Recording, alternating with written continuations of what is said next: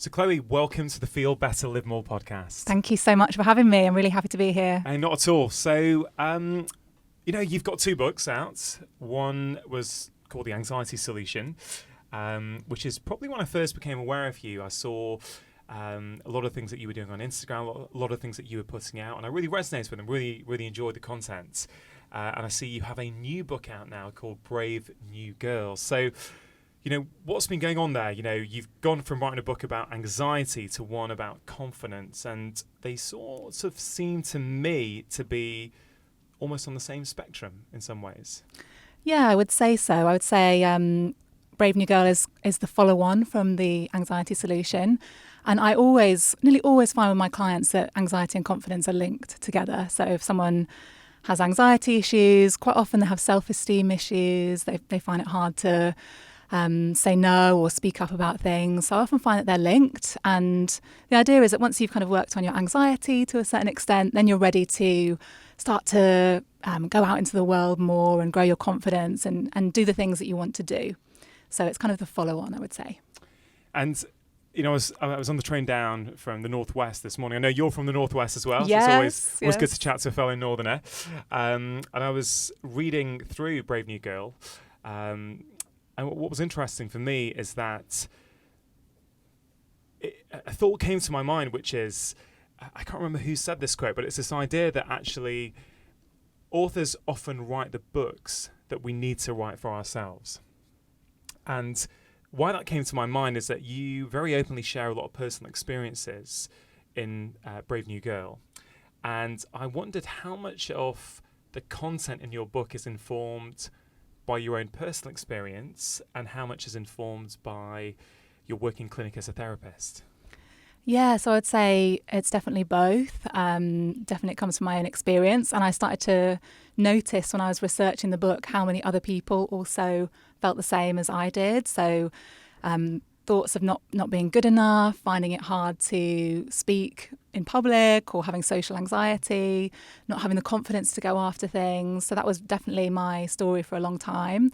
And I found that a lot of people experience the same, even though it can often feel as though when we're really struggling with something that we're the only one that feels like that. And then, it's been a big relief for me personally to sort of realise that other people feel the same way. And I found that often, people come up to me and say, it's like you've read my mind or you've looked inside my brain and written down what was inside my brain. So it's a thing that a lot of people struggle with. Yeah, absolutely. I mean, what you say there reminds me a lot of what happens in general practice, where something I learned quite early on is that you don't always necessarily need to give your patient a solution, but just listening and sometimes just saying, hey, you know what, you're the 4th person today who's come in with this sort of problem is like a revelation to them, and they think, well, other people are feeling like this as well. And so I think you've really touched on something really important there. And I guess in some ways social media is, I'm sure we'll talk about some of the negatives at some point during this conversation, but certainly there are lots of positives, aren't there, in terms of people can actually share these experiences with other people and say, hey, other people feel the same way that I do. Yeah, I think it's amazing in recent years how people on social media are being very open and vulnerable and sharing the fact that it's not all perfect pictures and holidays in the Maldives, and actually really sharing about, actually, I had a bad day today, or I really struggle with anxiety, even though, I have this external image of perfection. So it's amazing, I think, how people are being a lot more honest these days. I've heard you talk about some of these famous examples whereby, we perceive that what we look at, whether it's on social media or on television or let's say a TED talk, that guy is rocking it. They're in complete control. But you share some examples, don't you, where that's not always the case?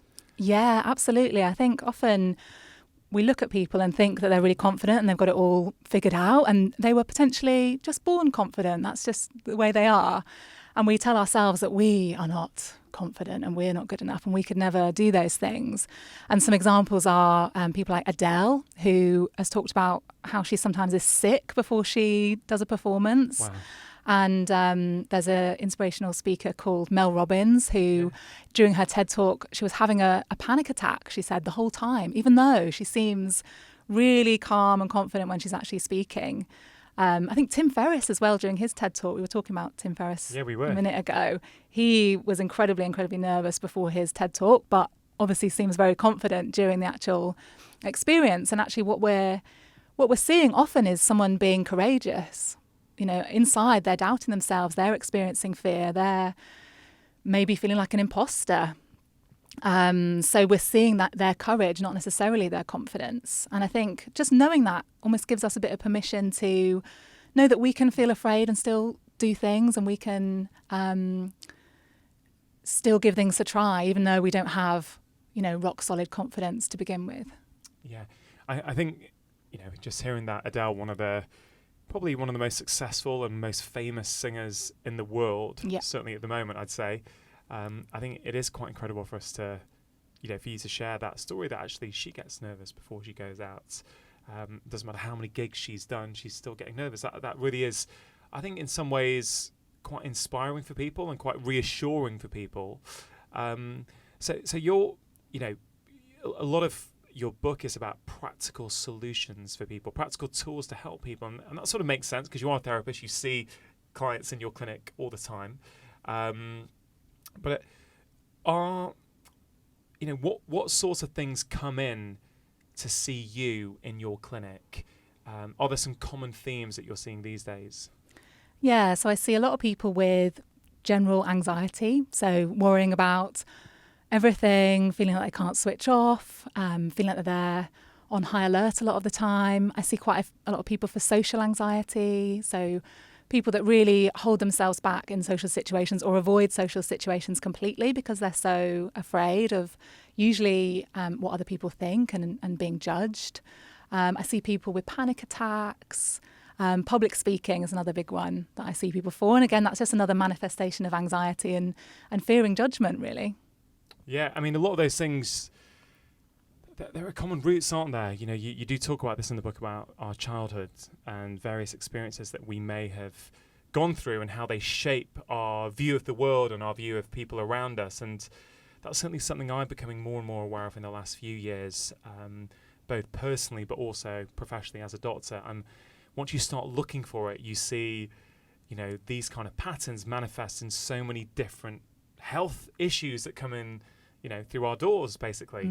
And so I think emotional health is something that I don't think gets enough attention. You know, we talk a lot about our physical health and we talk about, you know, diet and exercise. And of course, those things are important, not only for our physical health, also for our mental health. But, you know, trying to understand your own patterns and where they come from is something I really want to explore with you in this conversation. But just to sort of go out to the 30,000 foot view, one of the key messages I'm getting from Brave New Girl is that confidence is a skill that you can learn. And I think that is revolutionary for some people.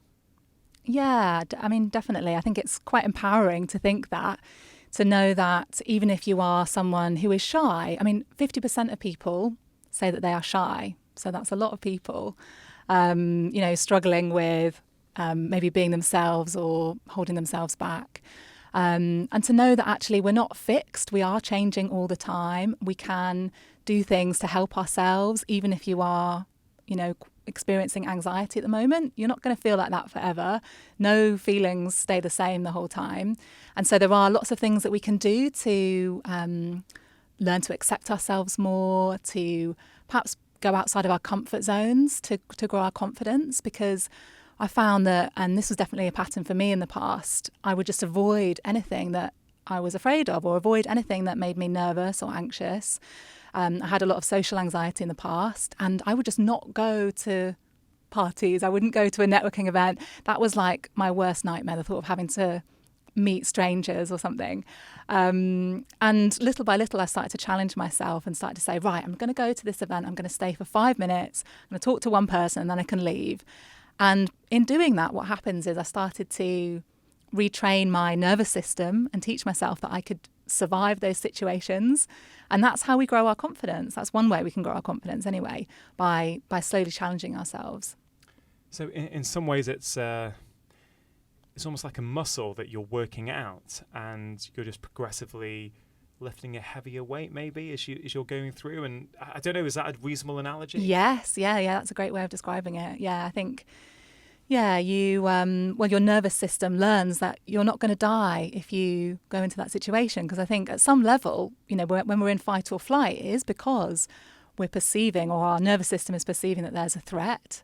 And so without all that adrenaline is being created. And then when we go to the networking event and we survive, and actually we learn it's not so bad, and your body starts to be retrained in that way. Yeah, I mean, things are rarely as bad as we think they're going to be, are they? They just aren't. And that's quite a nice way of looking at it. Chloe, you mentioned a few stories about yourself in the book, and I've heard you talk about this once before, about singing. And I can't remember exact chapter it was in the book, but it really made me smile at first that, when you were 15, you'd be playing your guitar and singing. And I think a lot of the bands you mentioned, like Feeder, and I can't remember who else. Nirvana. I was saying, oh, yeah, that sounds like me at 15, actually. So yeah, I really resonated with that. Yeah. But you had a incident that happened when you were 15 that has sort of stayed with you, and that you've only recently managed to overcome. Would you mind sharing that? Yeah, of course. So as a teenager, I used to love playing guitar, love singing. I would sing in front of anyone. I was constantly singing around the house. And I had my first boyfriend at 15, and he was quite a good guitar player. And I think something had probably happened, like I'd said, I'd been hogging the guitar or something. And he said to me, "You think you're so good at singing and playing guitar, but you're not." And I was just really hurt by this, and it stayed with me. It really stayed with me. And I found myself for years after, like 15 years, it wasn't until like a couple of years ago that I overcame this. I couldn't sing in front of anyone, not even the boyfriend that I had been with for sort of 8 years and up until that point. And so I was completely blocked. I had a load of fear about it. I would be hugely embarrassed if anyone ever would have asked me to sing. And I had an opportunity recently. I was on holiday in America, and I was in a Mexican restaurant, and just with one friend, and we just paid our bill. We were about to leave, and suddenly someone comes out with a microphone, announces that it's karaoke night at this restaurant. And at that moment, my heart starts to race. And for some reason, I had this feeling, right, this is my chance to overcome this fear. And so I wrote down the name of the song that I was doing. It was actually an Adele song. And my hand was shaking as I handed in this bit of paper to the waiter to say that I wanted to sing this song. So I ended up, singing this Adele song in front of a restaurant full of strangers. And I felt so amazing afterwards. I felt like I'd, overcome a big block and, met my fear and walked towards my fear and started to overcome it. So that was a big kind of moment for me, just to overcome something that had held me back for a long time. Yeah, I mean, fascinating to hear that story. And I'm just wondering, when was there a point at which you started to go, wait a minute, I'm going to start leaning into these fears and actually overcoming them? So I guess what I mean is 2 years ago, you're in this restaurant in America. Had that happened 5 years ago, for example, do you think you would have been ready at that point to embrace it? Or would you have said to your friend, let's just pay the bill and get out of here? So we don't get, I don't know, what happens? Is there some magic moment when it starts to go, oh yeah, I'm going to lean into this now? Yeah, I think for me, it's been a mindset shift. And I've been challenging people to challenge themselves, to do the Brave New You challenge, to when your heart is racing. I think there's a moment sometimes when your heart starts to race. It might be that moment in a meeting when you have an opportunity to ask a question, or that moment when you'd like to introduce yourself to someone and, you feel nervous to do so. And we're often taught that, when our heart is racing, we should avoid that situation. Well, I don't know if we're taught that, but it's, the fight or flight response is causing us to want to run away.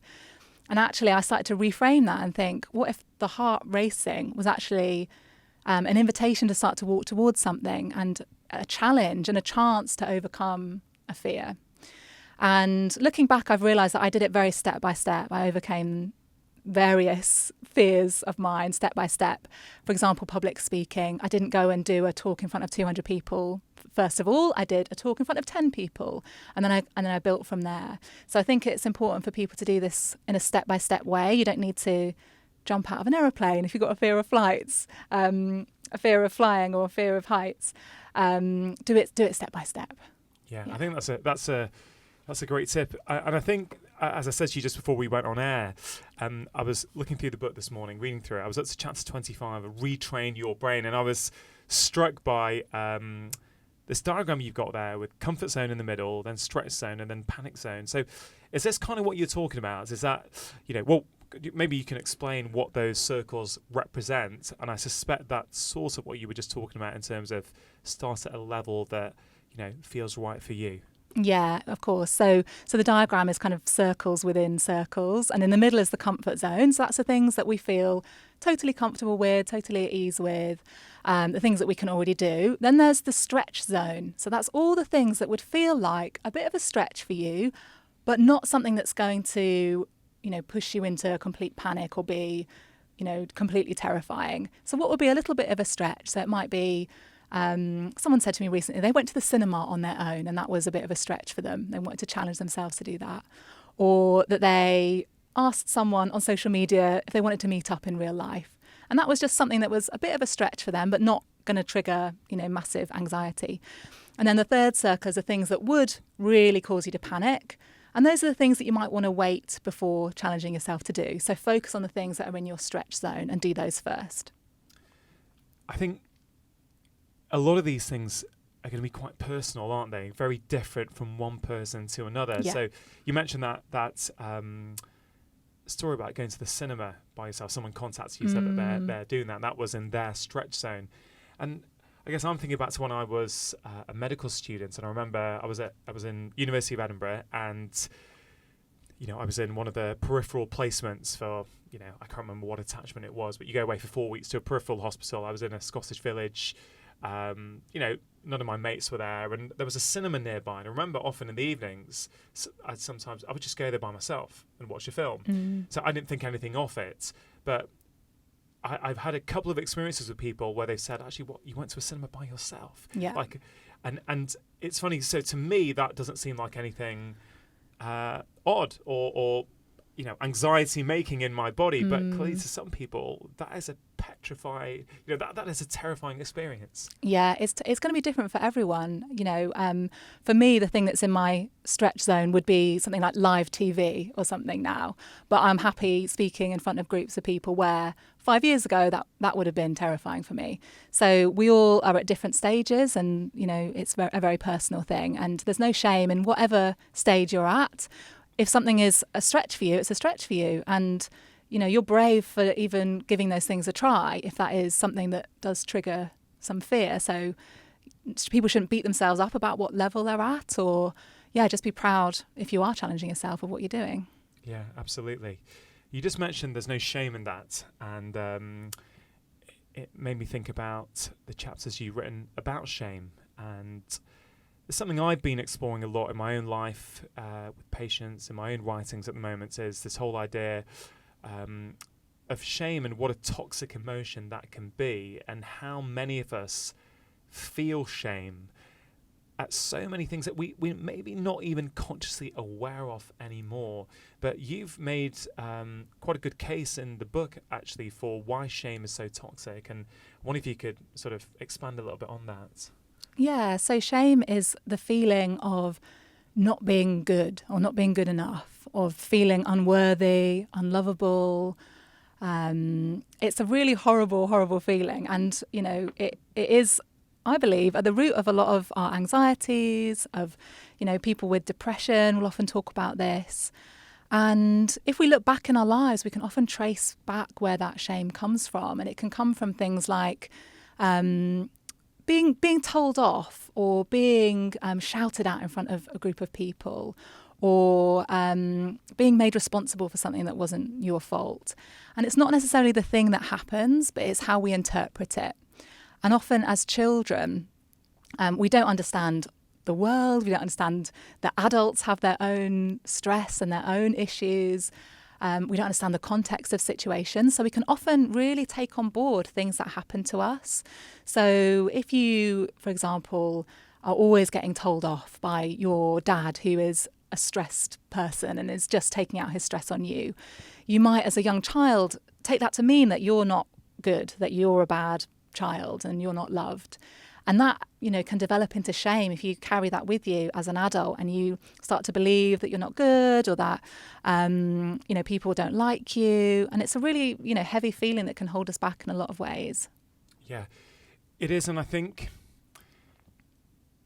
what you're doing by writing about it and us talking about it on this podcast is raising awareness of how prevalent, but also how toxic shame is. Because, it's funny, until a few years ago, maybe until about 5 years ago, I didn't think I'd done much deep emotional work on myself. So I assumed that the way that I was the way that I was. That's my personality. But I've actually realized over the last few years that actually it's not. These are a lot of my, what you would call personality traits, are things that I have actually developed as a result of what has happened, particularly as a kid. And once you start going down this, it's a bit of a rabbit hole. You can start, you're nodding in agreement. It's, and you think, I've got to the root cause of it now. And then there's just another layer beyond that, and there is so much. But I find it empowering, because once you understand where this comes from, I feel that you can start to make a choice and go, okay, I get it now. Maybe I don't need to react like that in every situation. It's so interesting once you start to look at these things.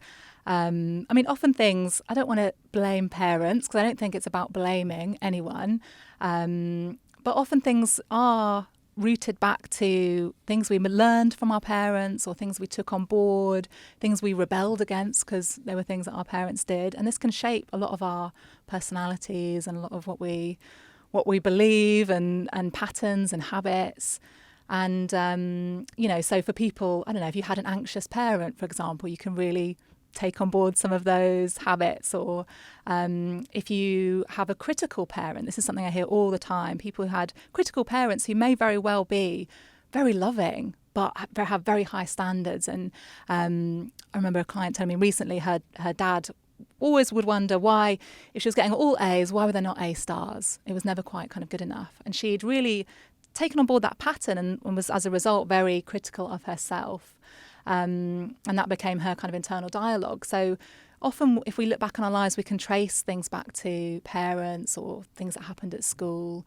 And when we're aware of it, we can get a bit of, distance from it, because we can realise, actually, that's not me. That's something that I learned. That's something that I took on board. And we can choose to change it, and we can start to process it and view it in a different way as well. Do you find much resistance from people coming to see you when you, let's say, might bring something like this up, or a early childhood experience? Because sometimes this can be so deeply rooted and so close in your core and become a real part of who you are. Until you're ready to go down that route, it can be challenging sometimes. Yeah, I think there's two types of people. Either people that have looked at this and are quite aware, or people that have just it's never occurred to them. And actually, for me personally, before I had therapy several years ago, it was, again, like you, hadn't really occurred to me that things that happened in my childhood would make a difference. And I had a really lovely childhood and very supportive parents. And, on the surface, it's easy to say, oh, there's nothing that I could have taken on board. And I think a lot of people that I speak to might be in that position where they had good childhoods and they love their parents and don't want to blame them. And it's definitely not about blaming, but it's recognising that that has come from somewhere. And, all parents are doing their best. And it's not about blaming anyone. And no parent is perfect. Just want to add that. Yeah, I think, Chloe, that's such an important point, because, I think one way round that is to realise nothing in life is black or white. So let's say you've developed some experiences from your childhoods, and let's say, your mum or your dad reacted in a certain way over a certain incident, and that has shaped the way you see things. It doesn't make them a bad parent. No. Right? They were doing the best that they could. And it's like saying, well, maybe, 90% of what they did was amazing for you. Maybe there's 10% that ideally we would have done in a slightly different way. That's certainly the way I'm trying to look at it, because it can be quite hard to go down this road for some people. It can be challenging, but I think it's the most rewarding road to go down. I really think it is. And I see, in my role as a doctor, it's amazing how much I'm now seeing people's emotional programming manifesting in their behaviours. I spoke to Gabor Mate on this podcast a few months ago. Phenomenal conversation with him about how our childhood experiences in many ways determine, our addictions when we're older. If we don't, he talks about, two things can happen in childhood. Either bad things happen to you or not enough good things happen to you. And he says when that happens, you will seek to fill that hole with something, and that could be an addiction, let's say, to heroin, could be an addiction to shopping or sugar or sex or gambling or whatever it is. And I think we're really starting to realise, certainly I am, that our childhoods are pretty instrumental in determining so many of our life outcomes. But at the same time then, it's quite a lot of pressure because I'm a parent, so I hear these things and I think back to things that I've said to my kids and think, oh, maybe I shouldn't have said it that way. And I'm sure many parents listening to this are probably thinking the same thing. So have you got any advice for parents? Yeah, I think we need to not be perfectionist about it, because a lot of us in modern life can beat ourselves up about not doing things perfectly or feeling like we're failing. I think the best thing that a parent can do is look after themselves, because often parents are very busy, very stressed, maybe not putting themselves first all the time. And I know that might not always be possible, but trying to take a bit more time for themselves and more self-care, so that as a parent you can be in the best position that you can be in to be there for other people. And it's this idea of knowing that it's not selfish to look after yourself. It's not selfish to make sure you're getting enough sleep and eating well. It's really enabling you to be there for other people because you're filling yourself up first. Yeah, I guess in many ways, the highest expression of love is self-love. Because without that, it's very hard to be caring. It's very hard to be calm with other people, be relaxed, actually give them what you would like to give to yourself. And I think, it's almost a cliche with how many people are talking about self-love, but it's not. I think it is the highest form of love, is loving yourself. And it's not something I feel I would have been able to say. I probably wouldn't have been able to think it 5 years ago, let alone say it publicly on a podcast, But I do think it's that important. And I think once people start to prioritise themselves first and foremost, they become better mothers, better fathers, better work colleagues, better partners, better friends, better anything. Yeah, absolutely. And it does get talked about a lot, but I honestly think we can't hear this message enough. It's like we need to be constantly reminded to be kind to ourselves. Even though we hear a lot about this in media and books, a lot of us will find ourselves still going down that road of excessive self-criticism or beating ourselves up, or not speaking to ourselves as we would a friend.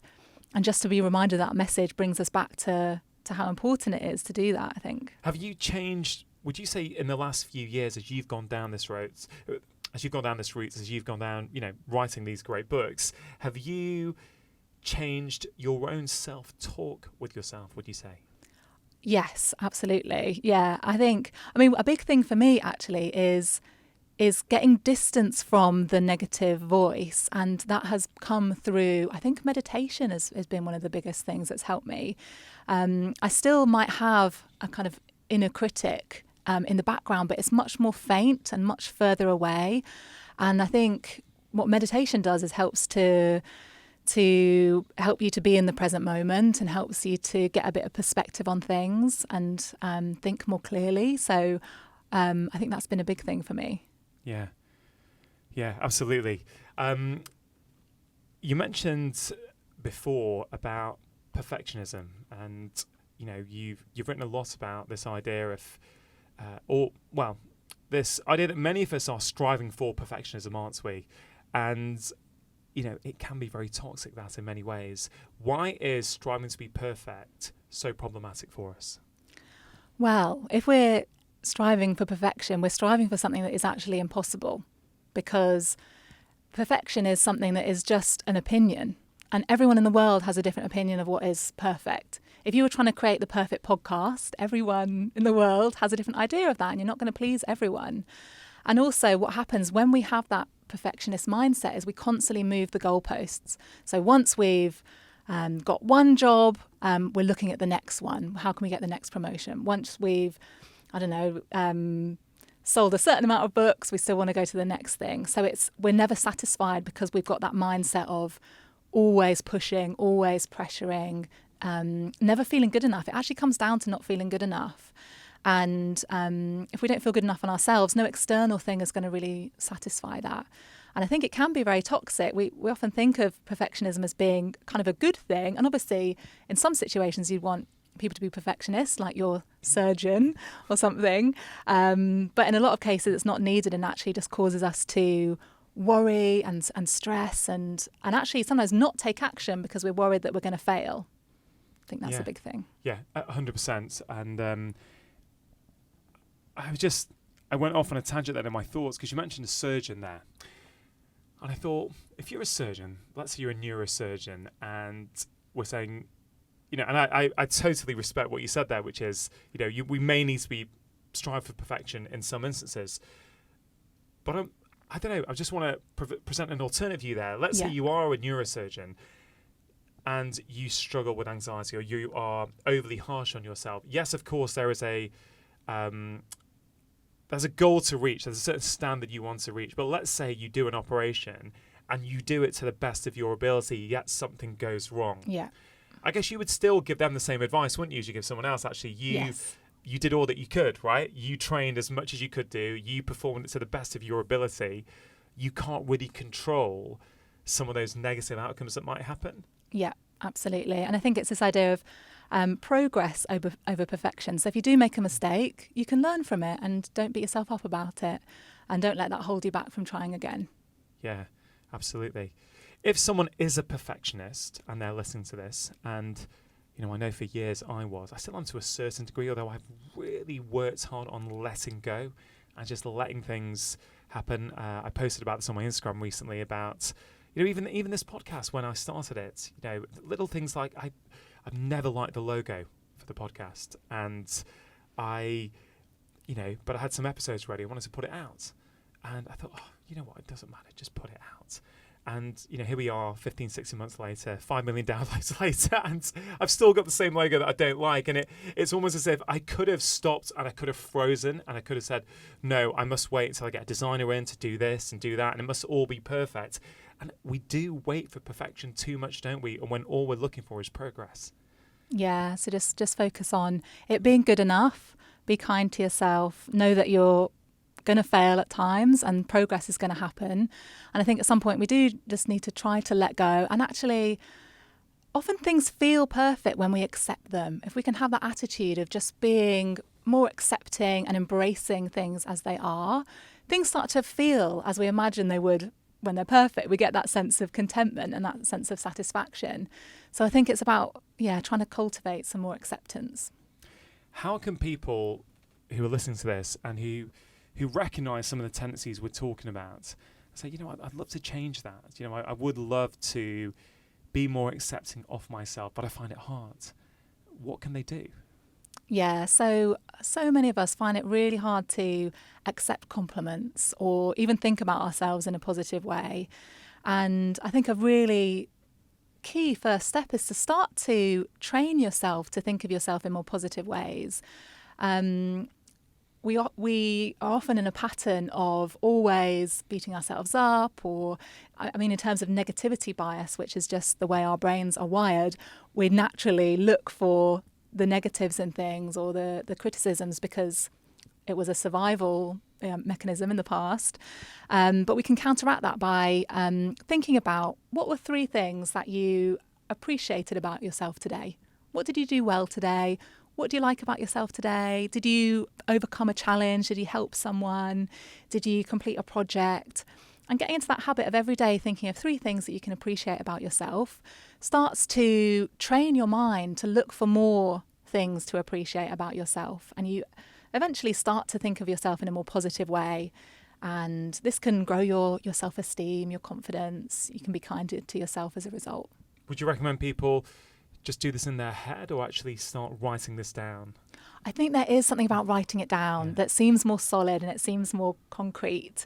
So writing it down if you can, but even if sometimes I do this in bed, I get into bed at night and I just think about the day and I was like, what were 3 things that I appreciate about myself today? Just doing it in that moment before going to sleep. Yeah, it's an act of self-love, isn't it? It's again, even if you've had the crappiest day and everything went wrong, or you perceive everything's have gone wrong and be stressed and you're running late, there probably are 2 or 3 things that you're quite proud of about how you handled yourself or what you did, and it is. What strikes me is that these are quite simple things that people can do. They're not that tricky, right? Yeah, it doesn't have to be taking up hours of your day or anything complicated. I think there's so much that we can do that is simple things that you can slot into your life that might take a couple of minutes. Yeah, it's a lot to think about. I guess, I'm quite reflective in this podcast because a lot of the things that I'm reading in your book are things that I'm probably going through myself at the moment and have been, and I don't think you're ever quite finished, are you? This is an ongoing journey. How much of a role do you think that social media is playing in, driving anxiety, but also driving a lack of confidence? And I guess what I'm getting at particularly is this whole idea of, there is this thing called perfectionist presentation that I wrote about in my first book that we see on social media where we are presenting, to a certain degree, the best moments of our life. And so we are comparing, if we're having a crappy day and at lunchtime it's raining outside and it's cold and we just flip onto Instagram and we see, our best mates in Bali watching the sunrise. There is a complete disconnect. So we're always going to feel that, hey, my life is pretty crap compared to my mate's life at the moment. So is that playing a role, do you think, in our lack of confidence these days? I think there's comparison and there's fear of missing out that definitely plays a role. I suppose in the past we would never have known what everyone else in the world is up to, and now we know 24 hours a day, and we don't really switch off from it. So it's ever present, and I think as well it's very much rewarded to post kind of images of perfection. People make their money from having professional shots taken and uploading them and airbrushing them, and so there's a kind of a pressure for people to continue to do that. I think, especially influencers for whom it's their job and they get paid for doing that.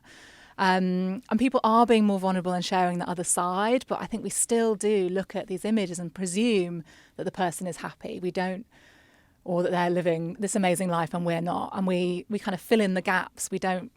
We need to remind ourselves, I think, that actually the person may be having a rubbish day, even though they look like they're having a nice day, or they may be suffering anxiety or depression as well.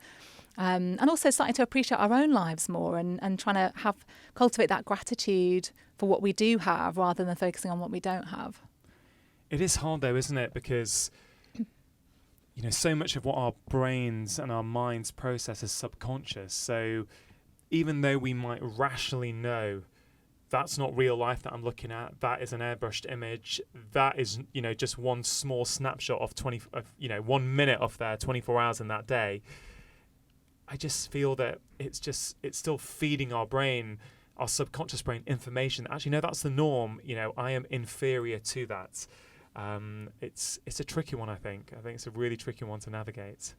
It is. And for some people, that you might just have to unfollow people if it really triggers those insecurities or those bad feelings. There's no reason that you should have to subject yourself to that. You might just need a break from social media completely for a week even, just to reset yourself, or just unfollow the people that you compare yourself to or you don't make you feel good. Yeah, I think that's a really great tip, Chloe, and something that I'm recommending a lot, even to patients, about unfollow. When you're following someone on Facebook or Instagram and their posts are quite angry, they're quite toxic, they make you feel bad about yourself, just unfollow them. It's I think some people feel that they can't do that, or what they're going to think, or it's very simple to unfollow. And I think curating your own feed so that it makes you feel the way you want to feel when you engage, I think it's a really good idea for people. Actually, one of my mates recently, unfortunately, his mum was in the late stages of suffering with cancer, and she only had a few weeks left. And I remember I went out for dinner with him, and he said to me, he said, I've taken Instagram off my phone at the moment because I'm in such a bad space. Anytime I go on and I see my mates are having good times, I'm starting to resent it. And I know that that's not there's no reason why I should be resenting them. So I've decided just to take it off until things settle down. And I thought that was very astute, it is quite a nice way to go, I'm not coming off Instagram. I don't want to unfollow them, but just at this moment in time, I'm not doing so well. So I'm just going to remove that from my life. That's such a good idea. Just do something for yourself and protect yourself in those times when you might be struggling. Yeah, for sure. So there's a lot to talk about being a people pleaser as well.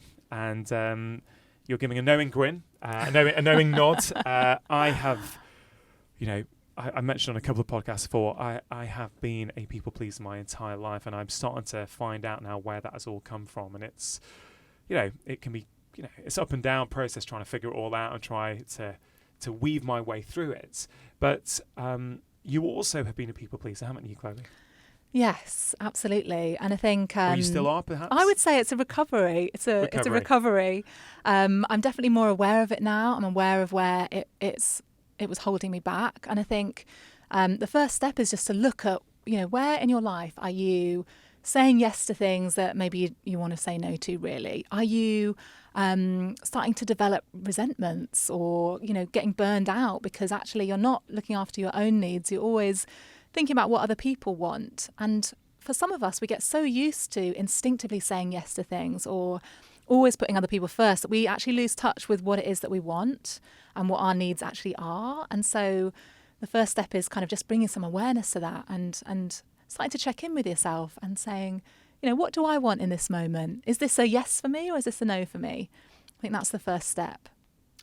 Yeah, it's something that I think people find hard because in some ways it's linked to that feeling of not being enough, isn't it? It's about wanting to be liked. I certainly know for me that was a big driver, wanting to be liked. So, you're out, people say, where do you want to go for dinner? It's like, yeah, I don't mind, anywhere you guys want, whatever.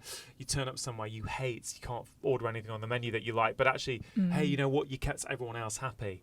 And it's we think it's quite selfless behaviour. I think society conditions to think it's quite selfless behaviour, but I think I saw an Instagram video that you did recently saying that actually it's quite manipulative behaviour, and I thought that was quite a strong term, but I totally agree with you, actually. Can you explain what you meant by that? Yeah, it is quite, people might feel a little bit taken aback to hear that it is a manipulation, but it is, when we're people pleasing, we're really trying to get people to like us to the extent where we will bend ourselves and ignore our own needs and maybe lie about our preferences to please other people. And in doing this manipulation, trying to get people to like us, what can often happen is that we end up resenting the other person, resenting having to do the thing that we've agreed to. We might develop anger that can come out at that person at another stage, or we end up exhausting ourselves, and then we're actually not in a good position to be there for other people because we haven't taken care of ourselves. So even though it gets this, image of being kind of selfless and good, I think people pleasing actually is not that helpful in most instances.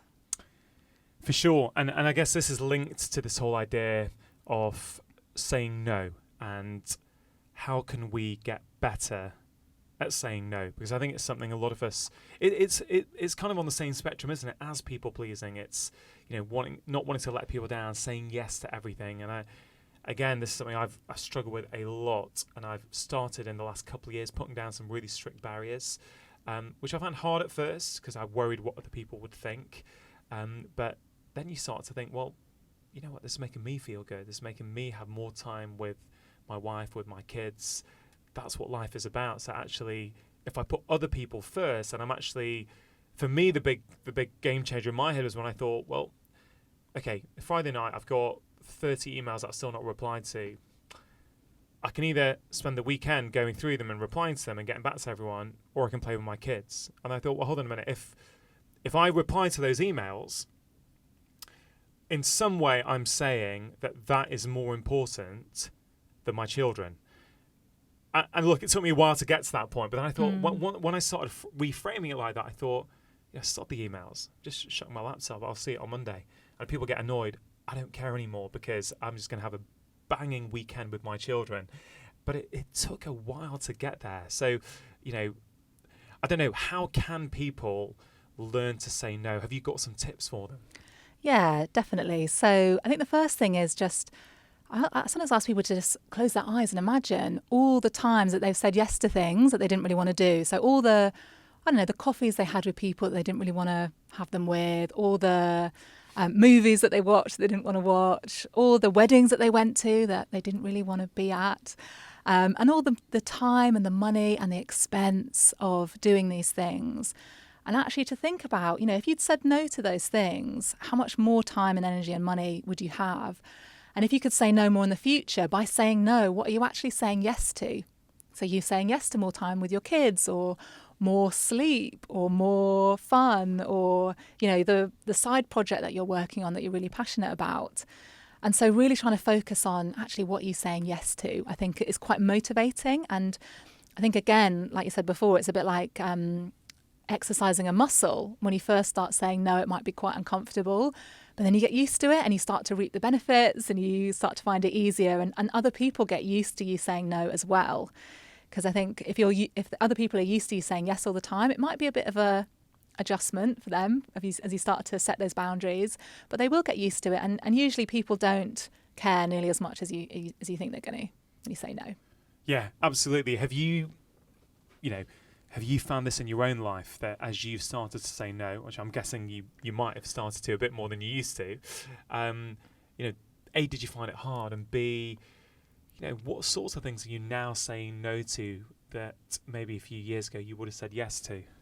Yeah, so I think in terms of work requests, I get, after my first book was published, I think the number of emails I got increased by about 10 times, and people asking me to speak at events or write things or do different things, or go for coffees with people, which would be lovely things to do, but there's only a certain amount of time in the day and you cannot say yes to everything. You have to choose what's most important to you. And for me, having recovered from anxiety and still managing my mental health, I know that I need to have a lot of space in my diary to rest and take care of myself. I can't be one of these people that is got every minute of their diary booked out and working every weekend. That just is not going to work for me in terms of anxiety. So I know I have to be quite strict and block out time for myself and say no to things.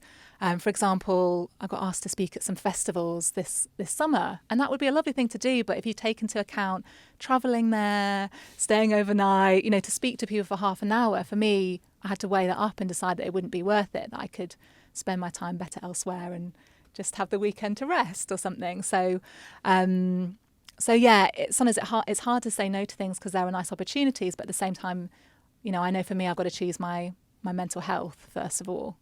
I think it's also difficult on other levels, in the sense that having more people wanting you to write or speak at their event or meet up for coffee on a superficial level feels quite nice, doesn't it?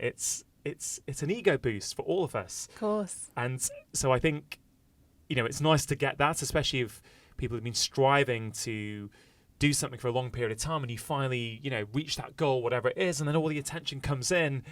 It can be pretty overwhelming. And it's interesting because, I guess we're both in the situation currently that, you've just had your second book out. My second book came out a few months ago. And I have learnt a lot of lessons between book one and book two. Not all good.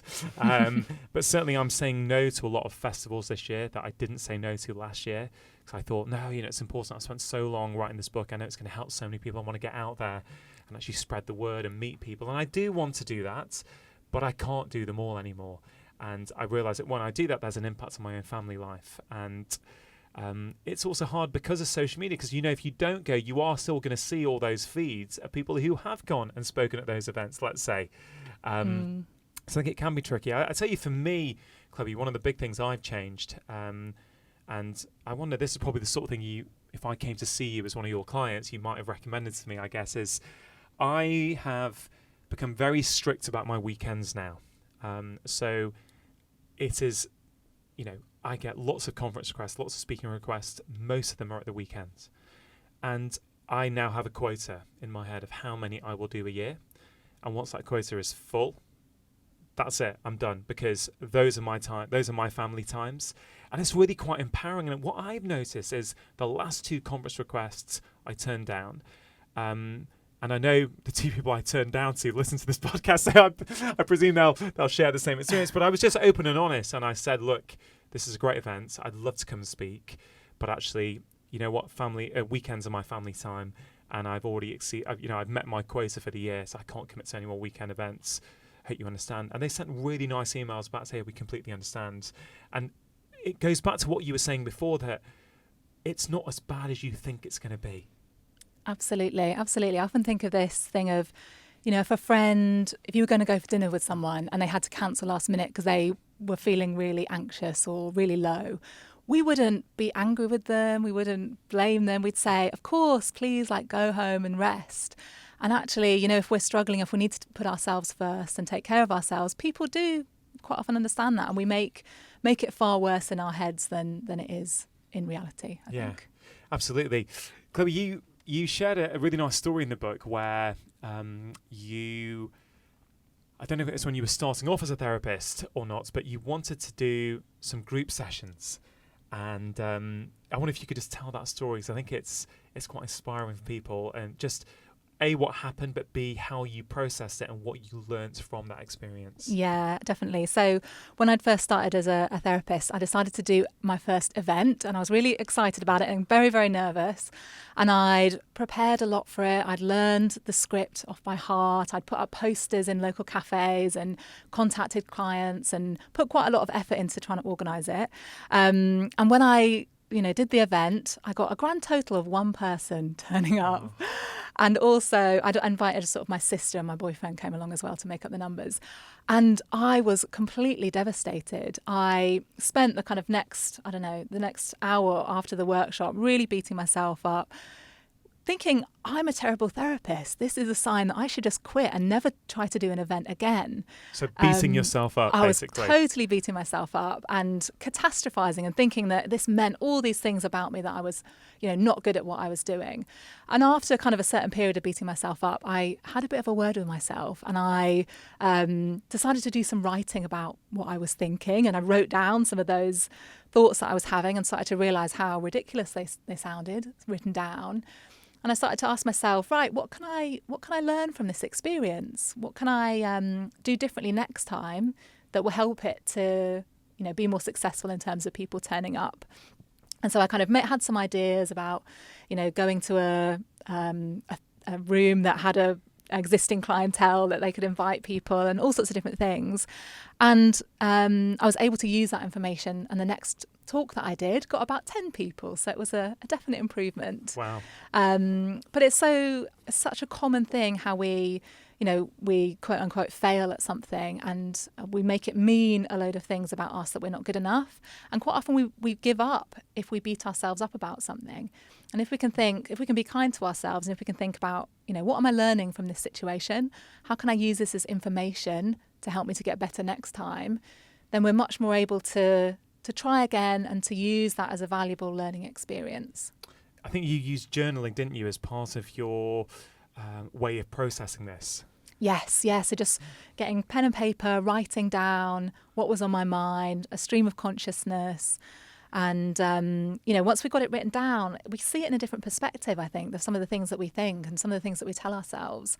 And we can start to, hopefully take it a bit less seriously, or start to change that into something a bit more positive when it's written down. I've mentioned journaling quite a bit on this podcast. And one of my mates actually phoned me up last week, and he said, "Hey, mate, you talk about journaling a lot.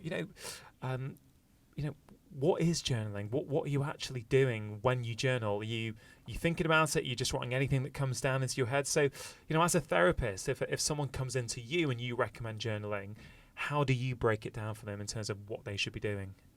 Yeah, so I often recommend that my clients get a notepad, and it could be at any time of day that works for them. Often people do it in the morning because it's a nice way to start your day. Some people do it last thing at night to help them to unwind before bed. But you just write a stream of consciousness. So whatever you're worried about, whatever's on your mind, whatever you've got on that day. And what happens is it helps us to put our feelings into words. And there's something very powerful about doing that, because when we're able to kind of label our emotions and, really kind of narrativize the thoughts and feelings, we start to feel more in control of them. We start to process them more easily. And it's not just a jumble in our heads anymore and all these anxious kind of thoughts and worries. It's out and it's down on paper and we can start to process it. So just writing a stream of consciousness, I think, is a great step. Yeah, I think it's a great tip. And I think it is deceptively powerful. Journaling really does move the needle, I think, in the way you feel about yourself, the way you feel about people around you, your life. I'm a huge fan of journaling. I think people should definitely give this a go. Chloe, I want to thank you for making time to come and speak to me today on the podcast. I think Brave New Girl is a brilliant read. I think you're going to help a lot of people develop more self-confidence, learn how to eliminate some of those perfectionist tendencies, learn how to say no, as well as some really good tips on how to deal with shame. So thanks for taking the time to write such an important book. To finish off, I always like to ask my guests for some tips. And this podcast is called Feel Better, Live More. I genuinely believe that when we feel better in ourselves, we get more out of lives. So I'd love you to share some of your most actionable tips that people listening to this can think about putting into practice into their own lives immediately. Okay, so one that I really like is to start to tell yourself that you're excited if you're feeling anxious. And excitement and anxiety are very similar emotions in terms of the symptoms. So it might be butterflies or a racing heart. And they've done studies into this and found that people, if they're going to perform or do something that they're a bit afraid to do, if they tell themselves, I'm excited, they start to believe that it's a more of a positive experience that they're going into, and it means that people feel more confident and more resourceful going into situations. So tell yourself you're excited. So reframe your stress, basically. Instead of it being a negative stress, it's a positive stress. Exactly. Okay, exactly. That's a great tip. Another thing that I really like to do, excuse me. Another thing that I like to suggest people to do is to start to label their emotions. And there's something that you can find on Google. If you Google the feelings wheel, it will list every emotion that we can have as a human being. And it can be really helpful to look on there instead of just thinking, I'm feeling stressed today. Actually find a more accurate word to describe how you're feeling. So it might be that you're feeling lonely, or you might be feeling disappointed. And there really is something about being able to accurately label the emotions that helps to calm us down. And often we're not very good at really knowing how we're feeling. And if we're able to do this, we become more resilient and we're more able to know how to take action on what we're feeling. So if we're feeling lonely, we can reach out to someone. If we're feeling disappointed, we can take some action to help ourselves with that. Brilliant. Any more tips? I'm a big fan of meditation. I'm sure you talk about this a lot, but I practice TM, Transcendental Meditation, 20 minutes, and it really just helps me to face the day in with a much calmer mindset. Do you manage to do it every day? Not every day. I think it's important not to think that we need to do it perfectly. I think I probably do it 80% of the time. Some mornings I don't manage to. But for me, it's one of those things that I know it makes such a difference. I really try to make the time for it to do it. And do you notice on those days where you don't do it because you've thought, I don't have time today, do you find later that you can tell that you've not done it? Actually, no. I find with meditation, it's the consistency. And I notice the difference. If I don't do it for 3 weeks, I notice the difference. If I skip the odd day, it doesn't matter. But as long as I'm doing it about 80% of the time, that seems to kind of create the change that makes a difference. I think that's a great tip, Chloe, because I think many people feel if they can't do it every day, there's no point in doing it. And I think that's really nice that it's just, I guess it's like, many people who might run 2 or 3 times a week. They're not running every day necessarily, but they're still getting those benefits. So that's quite a nice, I think that's a really good tip, actually. Yeah. Well, great. Thanks for sharing this, Chloe. For people who may have questions and want to get hold of you, are you active on social media? And if so, which channels are you on? Yeah, so I'm mostly on Instagram, and you can find me at Chloe Brotheridge. Fantastic. I'm going to link to everything that Chloe and I spoke about today in the show notes page for this episode, which is going to be drchatterjee.com/Brave New Girl, which is the title of Chloe's book. Chloe, thank you for taking the time today and hope to see you again soon. Thank you so much.